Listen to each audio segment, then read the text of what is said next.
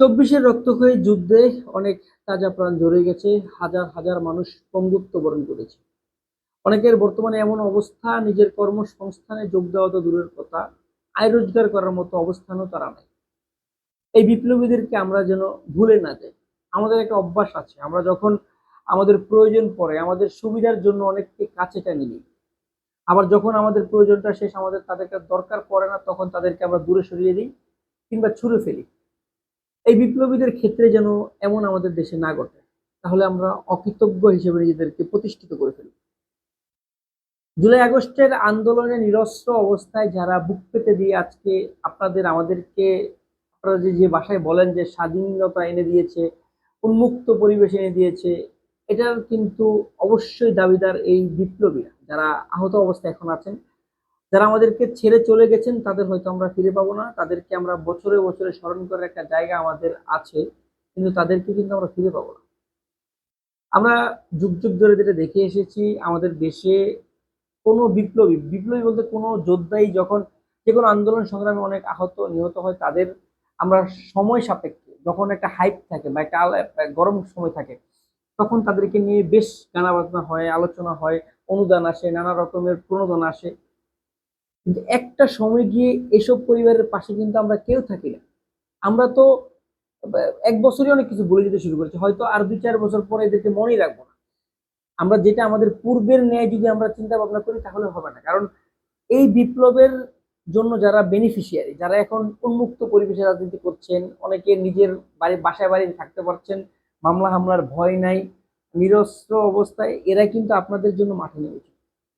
আমরা সবসময় দেখে এসেছি আমাদের বাংলাদেশের, আমরা বাঙালিরা সবসময় সুবিধাভোগী, নিজের সুবিধার্থে মানুষকে ব্যবহার করি, আমার নিজের সুবিধা শেষ হয়ে গেলে এদেরকে ছুড়ে ফেলি।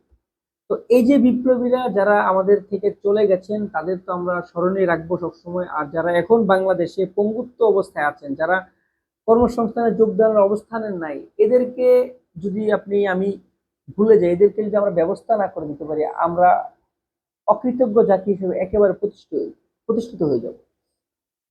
আজকে এই দেশের মানুষ যে মাঠে দাঁড়াচ্ছে, যারা আন্দোলন সংগ্রাম করছে, বিরোধী দল বা যারা রাজনীতি করেন, তারা আজকে যে অবস্থানে আছেন, এই যে যাদের পাও নাই, হাত নাই, যারা গুলিবিদ্ধ, চোখ হারিয়েছে, এদের জন্য, এদের রক্তের উপর দাঁড়িয়ে আপনারা আজকে বাংলাদেশে থাকছেন, নির্ভয়ে নির্বিঘ্নে চলাফেরা করতে পারছেন, এবং আপনাদের ভিতরে এখন আর ভয় কাজ করে না আপনাকে কেউ গ্রেপ্তার করবে, আপনাকে কেউ মারবে, আপনাকে কেউ ধরবে। কিন্তু আমরা তো সবসময় দেখে আসছি, যে কোনো আন্দোলন সংগ্রামে যে কোনো ক্ষেত্রে হতে পারে, যে যে লোকটা মৃত্যুবরণ করে, যে লোকটা আহত হয়, তার আমরা অল্প সময়ের এটাকে নিয়ে হাইপ থাকা অবস্থায় আমরা তাকে নিয়ে জল্পনা কল্পনা করি, নানা রকমের আলোচনা করি, দুঃখ প্রকাশ করি, কিন্তু 2-4 বছর পর কিন্তু সেটার মনে থাকে না। এই বিপ্লবীদের ক্ষেত্রে কিন্তু বাংলাদেশে এমনটা না হয়।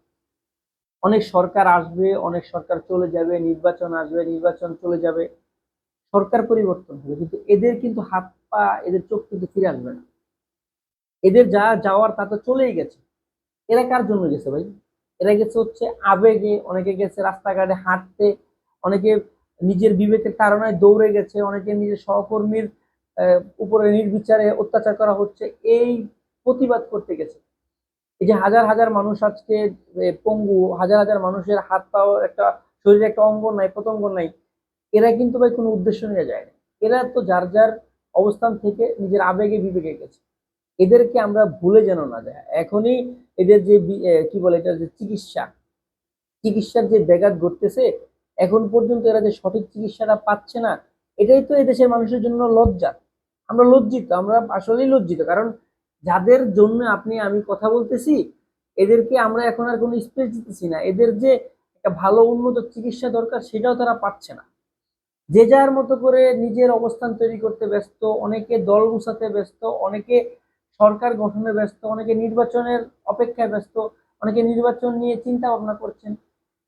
যার সন্তান চলে গেছে, ওই মা বুঝে যে যার সন্তান এখন হাত পাও নাই, ওই মা বাবা বুঝে যে তার অবস্থান দেখে, চিকিৎসার অবস্থা খারাপ, চিকিৎসার জন্য, ভালো চিকিৎসার জন্য তারা নিজের সন্তানের মৃত্যু শয্যা অবস্থা দেখছে। এটা কোনো বাবা মার আসলে মেনে নেওয়ার মতো অবস্থায় না। আমরা যুগ যুগ ধরে যেটা দেখেছি, আমাদের দেশে যারা বিপ্লবী তারা সবসময় অবহেলিত, তাদের কোনো একটা অবস্থান দাঁড়ায় না, সবসময় সুবিধাভোগী রাজনীতিবিদরা নিজেদের সুবিধা লুটার জন্যই মানুষকে ব্যবহার করে। তো 24-এ যারা বিপ্লবী, 24-এ যারা এই বুক পেতে দিয়ে হাত পা চোখ হারিয়েছে, এদেরকে যদি আমরা ভুলে যাই, আমরা ভাই মানুষের কাছে একেবারে মানে কি বলে ঘৃণিত একজন একটা জাতি হিসেবে পরিণত হবো। এই যে অবস্থা, এখনই চিকিৎসা পাচ্ছে না, 2, 4, 5 বছর 10 বছর পরে এদের কেউ চিনবেই না। সরকার আসবে, সরকার যাবে, নির্বাচন হবে, রাজনীতির ময়দানে যারা থাকবেন তারা ঠিকই থাকবেন, কিন্তু যার সন্তান চলে গেছে, যার সন্তান হাত পাও নাই, তাদের কি হবে ভাই? তাদের কর্মসংস্থান কে করে দিব? আমাদের যে এখন অবস্থা, আমরা নিজের আখের গোছায় দিতেও ব্যস্ত, যে যার মতো ব্যস্ত। অথচ এই যে অনেক গতকালকে দেখলাম যে আহ, হাসপাতালে মানে চিকিৎসা পাচ্ছে না, তারপর হচ্ছে অনুদান পাচ্ছে না, যে কি বলে সেটাকে, সরি একটা যে করলো, জুলাইয়ের একটা অনুদানের একটা করলো, সেটাও কিন্তু পাচ্ছে না। তো সব মিলিয়ে যারা বিপ্লবীদেরকে ভুলে যাচ্ছেন বা ভুলে যাওয়ার একটা প্রচেষ্টায় আছেন, তাদেরকে মনে করে দিতে চাই, এদের জন্য, এদের রক্তের উপর দাঁড়িয়ে আজকে আপনারা রাজনীতি করছেন, আপনারা কামাচ্ছেন, আপনারা ভবিষ্যতে কামাবেন। তাহলে এদের কি হবে? এদেরকে ভুলে যান, এদের জন্য একটা ব্যবস্থা করেন, এদের উন্নত চিকিৎসার সরকারের পাশাপাশি রাজনৈতিক দলগুলোর উদ্যোগী হওয়া উচিত। এদেরকে নিয়ে ভাবুন আপনারা একটু, এরা যদি ভালো থাকে আপনারাও ভালো থাকবেন, আর না হলে বিপ্লব আবারও ঘটতে পারে।